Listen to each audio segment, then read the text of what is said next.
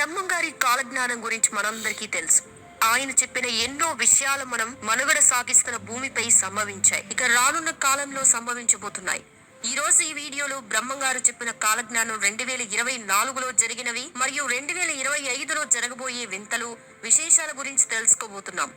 ఆయన ఇప్పటి వరకు భవిష్యత్తులో జరిగే అనేక సంఘటనలని, విషయాలని ముందుగానే దర్శించి వాటిని తాళపత్ర గ్రంథాలలో భద్రపరిచారు. మరి ఆయన వ్రాసిన కాలజ్ఞానం ఎక్కడుంది? ఇప్పటివరకు బ్రహ్మంగారు చెప్పిన విషయాలేంటి? కలియుగంలో ఆయన జన్మించే ముందు ఎలాంటి సంఘటనలు చోటు చేసుకుంటాయనే విషయాల్ని మనం ఇప్పుడు తెలుసుకుందాం. నిజానికి బ్రహ్మంగారు కాలజ్ఞానాన్ని ఒకేసారి చెప్పలేదు, అనేక సందర్భాలలో వేరు వేరు వ్యక్తులకి తెలియచెప్పారు. అంతేకాకుండా చాలా భాగాన్ని ఒకే చోట పాతి పెట్టారు. ఆ తర్వాత దానిపైన చింత చెట్టు కూడా వచ్చింది. కాలజ్ఞానాన్ని ఆయన ఎందుకు పాతి పెట్టారు, ఇలా ఎందుకు చేశారు అనే దానికి ఇప్పటి వరకు కూడా జవాబు దొరకలేదని చెప్పుకోవాలి. అండ్ ఆయన చెప్పిన ప్రకారం చూసుకుంటే రాచరికాలు, రాజుల పాలన నశించాయి. భారతదేశంలో రాజరిక వ్యవస్థ అనేది ఇప్పుడు లేదు. ఒక అమ్మ 16 సంవత్సరాలు రాజ్యం వెళుతోందని ఇందిరాగాంధీ పరిపాలించే పాలన గురించి ఆయన 500 ఏళ్ల క్రితమే చెప్పారు. అలాగే బ్రాహ్మణుల అగ్రహారాలు నశించిపోతాయని ఇప్పటి వరకు తెలియదు, కానీ 100 సంవత్సరాల కిందటి వరకు కూడా బ్రాహ్మణులకి 100 ఎకరాలలో అగ్రహారాలు ఉండేవి. ప్రస్తుతం అలాంటి అగ్రహారాలు మనకి ఎక్కడ కనిపించవని చెప్పాలి. అండ్ జనసంఖ్య అనేది విపరీతంగా పెరుగుతుందని ఆయన అప్పుడే చెప్పారు. ప్రస్తుతం ప్రపంచ జనాభా చాలా విపరీతంగా పెరిగిపోయింది. కరువు కాటకాలు కొట్టుమిట్లాడుతున్నాయని చెప్పడంలో ఎలాంటి డౌట్ లేదు. ఎన్నో చిత్ర విచిత్రమైన యంత్రాలు వస్తాయి, కానీ చావు పుట్టుకలు మాత్రం కనుగొనలేకపోతారని చెప్పారు. సృష్టిని మార్చుకోవడానికి ఎన్నో ప్రయత్నాలు చేస్తారని చెప్పారు. చనిపోయిన వారిని బ్రతికించే యంత్రం, మనిషిని పుట్టించే యంత్రాన్ని మాత్రం ఎప్పటికీ కనుక్కోలేరని చెప్పారు. బహుశా ఆయన చెప్పింది నిజమే, ఎందుకంటే ఆర్టిఫిషియల్ ఇంటెలిజెన్స్ ద్వారా మనిషిని పోలిన మరబొమ్మలని అండ్ మనుషుల మాటలకి సమాధానం ఇవ్వగలిగే మరబొమ్మలని తయారు చేయగలిగాడు. కానీ మనిషిని పుట్టించగలిగిన యంత్రాన్ని కానీ, మనిషి చావుని ఆపగలిగిన యంత్రాన్ని గాని కనుగొనలేకపోయాడని చెప్పొచ్చు. బహుశా ఆయన చెప్పింది నిజమే, ఎందుకంటే ఆర్టిఫిషియల్ ఇంటెలిజెన్స్ ద్వారా మనిషిని పోలిన మరబొమ్మలని అండ్ మనుషుల మాటలకి సమాధానం ఇవ్వగలే మరబొమ్మలని తయారు చేయగలిగాడు. కానీ మనిషిని పట్టించుకోగలిగిన యంత్రాన్ని కానీ, మనిషి చావుని ఆపగలిగిన యంత్రాన్ని కానీ కనుగొనలేకపోయాడని చెప్పొచ్చు.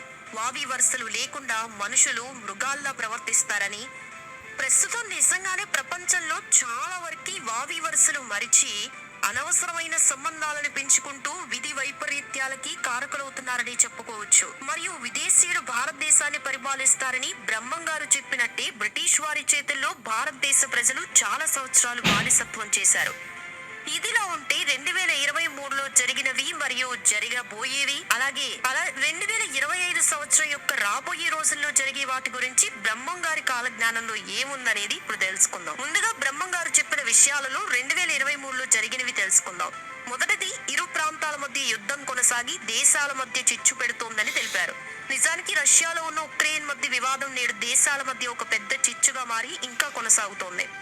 నెంబర్ 2, పొడవాటి డ్రాగన్ దేశం మిత్రత్వం అనే వంచన చేసి శత్రు దేశాలని దెబ్బతీయాలని చూస్తోంది.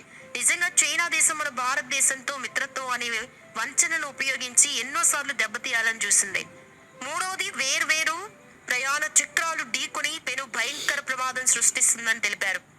నిజానికి ఆంధ్ర సరిహద్దుల్లో జరిగిన ఇరు రైళ్లు ప్రమాదాన్ని మరియు దేశంలో ఇటీవల జరుగుతున్న రైలు ప్రమాదాలని సూచిస్తోంది. నాలుగోది, ఇక అదే విధంగా ఆయన కాలజ్ఞానాన్ని బట్టి చూస్తే కోవిడ్ మహమ్మారి ఇంకా అవ్వలేదని, మరో కొత్త వైరస్ పుట్టుకొస్తుందని తెలిపారు. ఈ మహమ్మారి వచ్చిన తర్వాత నుంచి కీలకమైన మార్పులు చోటు చేసుకుంటాయని కాలజ్ఞానంలో వివరించారు.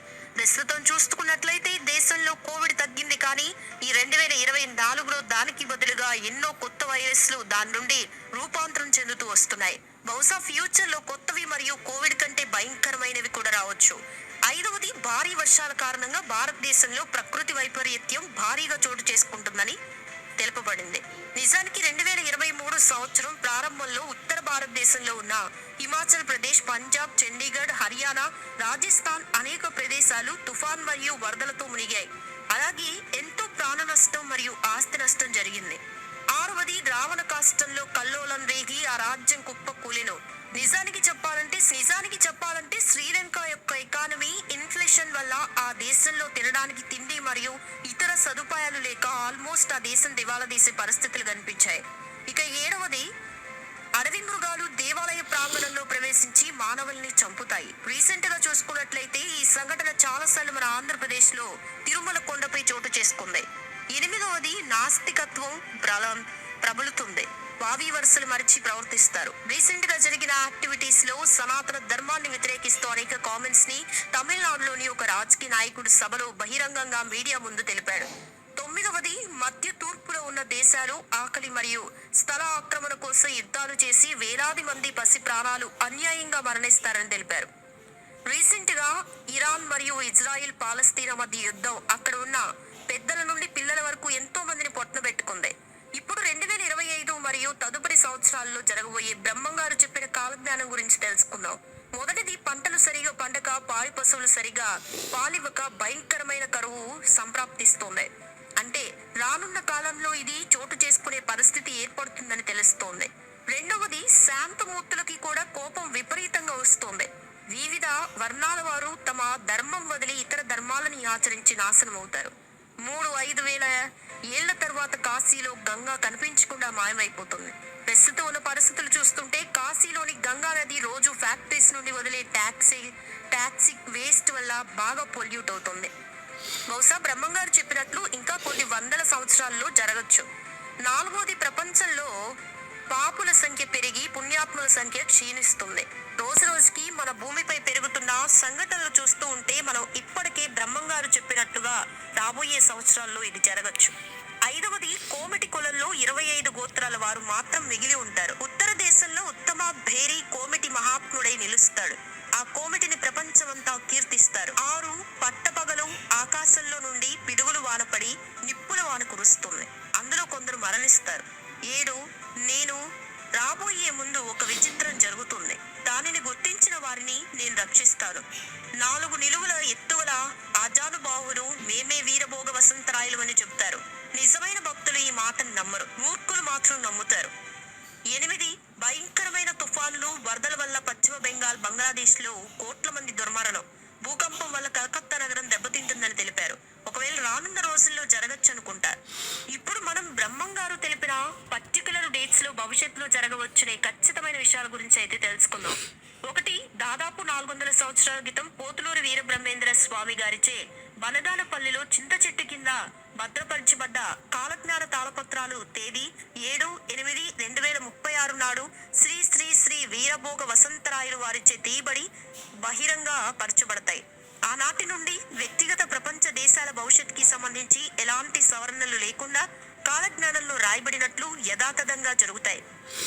2, ప్రపంచ వ్యాప్తంగా 2 మతాల మధ్య యుద్ధం వలన పింగళ 2037 నుండి 2038 కాల యుక్తి, 2038 నుండి 39 మరియు రౌద్రి 2040 నుండి 41లో కోట్లాది మంది హతమవుతారు.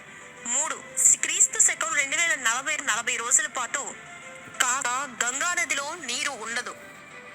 4, తేదీ 15 మరియు 16 ఫిబ్రవరి 2041 రౌద్రి మాఘపమి నాడు ఒక్కసారిగా 7 కోట్ల మంది దుర్మరణం పాలవుతారు. తేదీ 26 మరియు 27 నవంబర్ 2044 రాక్తాక్షి మార్గశిర శుద్ధ సప్తమి నాడు చెన్నపట్నంలో 7 ఏళ్ల బ్రాహ్మణ బాలికకి 4 చేతులు 3 కాళ్ళు నెత్తిన కొమ్ము గల ఒక మగ శిశువు జన్మిస్తాడు. ఆ శిశువు 22 రోజులు జీవించి 23వ రోజు మరణించబోయే ముందు శ్రీ శ్రీ శ్రీ వీరభోగ వసంతరాయలు వారికి కలిపురుషుడికి మధ్య జరగబోయే మహాయుద్ధం గురించి ప్రకటన చేసి మరణిస్తాడు. ఈ యుద్ధం 19/1/2045 నుండి 16/2/2045 మధ్య మొదలవుతుంది. 6వది, తేదీ 24/5/2039 నుండి 21/6/2039 మధ్యలో వచ్చే భయంకర భూకంపాల వల్ల అద్దంకి నేలమట్టం అవుతుంది. 7వది, 15/3/2035 నాడు శ్రీ శ్రీ శ్రీ వీరభోగ వసంతరాయలు వారు తమ విశ్వరూపం చూపిస్తారు. తేదీ 30/3/2035 నాడు శ్రీ శ్రీ శ్రీ వీరభోగ వసంతరాయలు వారు తన సైన్యంతో మహాసంగ్రామానికి బయలుదేరతారు. ఆనంద రాక్షస నామ సంవత్సరంలో పశ్చిమ దేశాలలో కోట్లాది మంది హతమవుతారు. ఈ సమయంలోనే కలియుగ ధర్మం నాశనం అవుతుంది. 8, ఒక తోక చుక్క వల్ల భూభ్రమణంలో మార్పు వస్తుంది. సూర్యుడు వణుకుతున్నట్టు కనిపిస్తాడు. తేదీ 2/8/2027 నాడు సూర్యునిలో సూర్యనారాయణ స్వామి దర్శనమిస్తాడు. ఇంకో సందర్భంలో సూర్యునిలో విష్ణుమూర్తి దర్శనమిస్తాడు. ఇంకో తోకచుక్క 33 రోజులు కనిపిస్తుంది. 9 క్రోధినామ సంవత్సరంలో భారతదేశానికి యుద్ధం, ఢిల్లీపై బాంబుల వర్షం, దేశ రాజధాని ఢిల్లీ నుండి మారుతుంది. ఇదే సంవత్సరంలో నెల్లూరు నీటమయం అవుతుంది. నిజం చెప్పాలంటే బ్రహ్మంగారు చెప్పిన చాలా విషయాలు మన భూమిలో సంభవించాయి, కొన్ని సంభవించలేదు. అలా అని అవి సంభవించవని ఖచ్చితంగా చెప్పలేవు. మనం రాబోయే రోజుల్లో జరిగే మార్పులు మరియు దేవుని యొక్క అనుగ్రహంతో కాలమే మనకు బదిలిస్తుంది. బ్రహ్మంగారు చెప్పిన వాటిలో ఎంతవరకు భవిష్యత్తులో జరుగుతాయని మీరు అనుకుంటున్నారు? కామెంట్ సెక్షన్ లో కామెంట్ చేయండి.